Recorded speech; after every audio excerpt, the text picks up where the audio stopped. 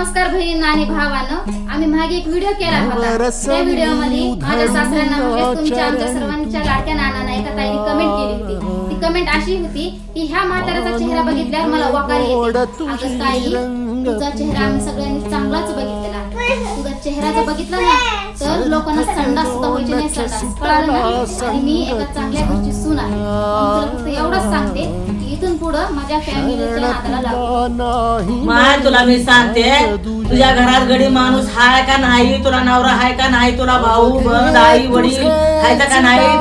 आज माझ्या नवऱ्याला जी अशी बोलते, तुला घरात माणसं हायत का नाही याची ओळख आहे का?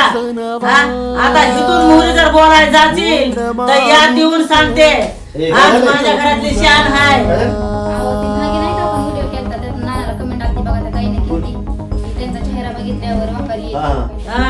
व्हिडिओ बनवायचा नाही, कुणाला फेमस करायचं नाही. त्यांनी जरी आपल्याला काही बोललं तरी आपल्याला काही म्हणजे फरक पाडून घ्यायचा नाही. लोक चांगलं म्हणत असतील, लोक वाईट म्हणत असतील. आपली जी कला आहे ती प्रेक्षकांना दाखवीत चालायचं. फक्त जेवढी कला आपल्याला दाखवता येईल, जेवढं चांगलं लोकांना हसवता येईल, घडवता येईल, काय सामाजिक लेवल काय बोलता येईल, हे आपलं बोलत राहायचं, हे आपलं काम करत राहायचं. कुणाला एक्सपोज करायचं नाही, कुणाला फेमस करायचं नाही. आपल्या माध्यमातून लोक पाठीमागं कसा खायचा तसा खाऊ द्या, तू खाऊन वाखालची माती खाऊ द्या, पाषाण लावू द्या. लोकांना एक्सपोज करायचं, त्यांचं आयडी दाखवायचं नाही, तोंड दाखवायचं नाही. एक वेळा माफी, दुसऱ्या वेळी जर तसं काय केलं तर 100% आपल्याकडे सगळे स्क्रीनशॉट वगैरे सगळे काम करू. नंतर आपण बघू काय करायची. म्हणून तिला सांगायला लागले मी चांगल्या घरची आहे म्हणून तिला चांगलं सांगायला. मंडळीनो, आम्ही अडाणी माणसं आहोत, अडाणी कलाकार आहोत.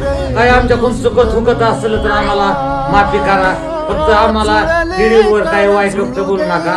आम्ही कुणाच्या पूजा निंदा करीत नव्हता. अगर कुणाला आम्ही व्हिडिओ बघता करता पण कुणाला वाकडं तिकडे आम्ही बोलत नव्हतो. आम्ही चांगले माणसं आहोत, एवढंच आम्ही सांगून धन्यवाद.